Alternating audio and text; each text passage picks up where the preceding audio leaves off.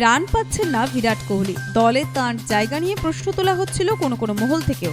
সব সমালোচনার জবাব ব্যাট হাতেই দিয়েছেন কোহলি। দুবাইয়ে চ্যাম্পিয়ন্স ট্রফির ম্যাচে চির প্রতিদ্বন্দ্বী পাকিস্তানের বিরুদ্ধে সেঞ্চুরি করেছেন কোহলি। আর তার দাপটেই রীতিমতো ছত্রভঙ্গ হয়েছে পাকিস্তান।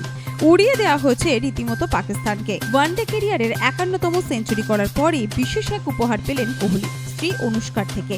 চ্যাম্পিয়ন্স ট্রফিতে স্ত্রীকে নিয়ে যাননি কোহলি। ভারতীয় ক্রিকেটারদের স্ত্রী বান্ধবীদের নিয়ে যাওয়া নিয়ে এমনিতেই বেশ কড়াকড়ি রয়েছে বোর্ডে। যদিও রোহিত শর্মা স্ত্রী ঋতিকাকে নিয়ে গিয়েছেন, তবে বিরাটের সঙ্গে যাননি অনুষ্কা।